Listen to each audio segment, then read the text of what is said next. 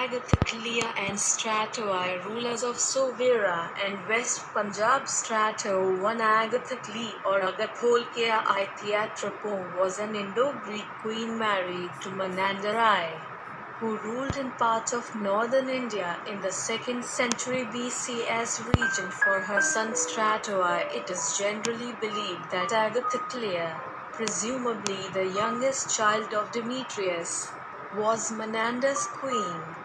This may well have been the case, though the evidence at our disposal at the moment is not conclusive. She acted as the regent for her young son, Strato I, and jointly issued coins with him. They ruled in the western Punjab, with probably Sakala as their capital, and must have derived their authority from Menander, the previous ruler. Some clues to their relationship with Menander are afforded by their coins also. They are: the bust of Athena helmeted, which appears on the coins of Menander, is perhaps the portrait of Agathocleia. It resembles with her own bust on the coins. She struck in association with Strato. Possibly Menander considered her appearance godlike. Her husband's idea may have been at the back of her assumption of the title on the coins she issued as the regent. The figure of a warrior king on the reverse of certain coins struck by Agathocleia during Strato's minority and bearing her own portrait may be supposed to represent the late king.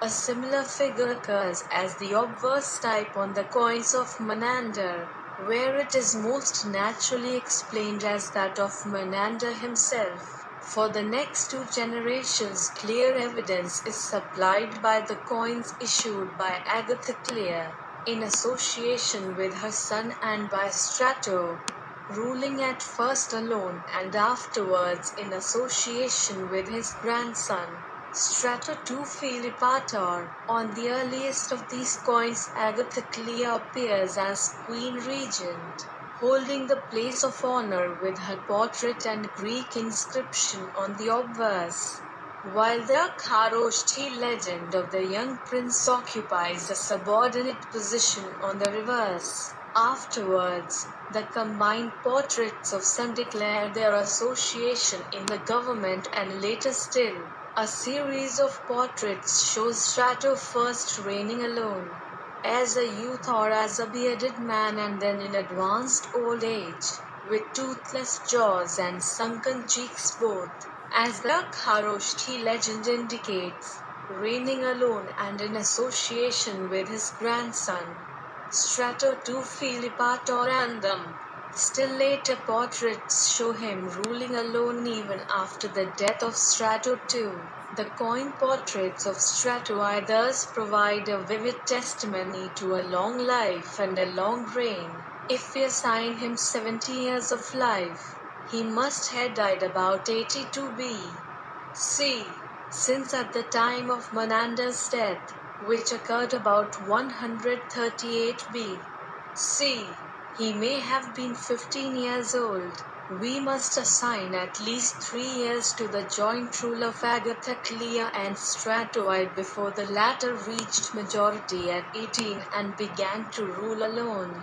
A reasonable interval for the former to issue 2 series of coins, the first bearing her own portrait alone with Strato's name in the Kharoshthl, the second showing the jugate busts of herself and Strato. This interval should also be long enough to allow for the invasion of Heliocles, who overstruck their joint issues. Strato inherited extensive dominions from Menander, but soon after accession, possibly even during the regency of Agathocleia, these began to shrink. A couple of years after the termination of Agathocleia's regency, Heliocles recovered Kapisi and began to overstrike with his bilingual Kapisi type the joint issues of the mother and son as well as those of Strato reigning alone. Shortly afterwards, he seems to have annexed even Gandhar. His types, bust of King Elephant and bust of King Humped Bull, were no doubt, produced in Kapisi and Pushkalavati respectively after the recovery of these towns. He may have advanced as far as the Indus, but we are not sure if it was Heliocles who crossed it and occupied Taxila, and Heliocles, believed to be his son, was ruling in this town about the year 100 B.C. Possibly, it was the achievement of Antiochus himself. Strato had anyhow lost Taxila before 100 B.C. when, it is known, ambassadorial relations existed between the Sungas and the Eucratidian family, the traditional enemies of the Euthydemid house.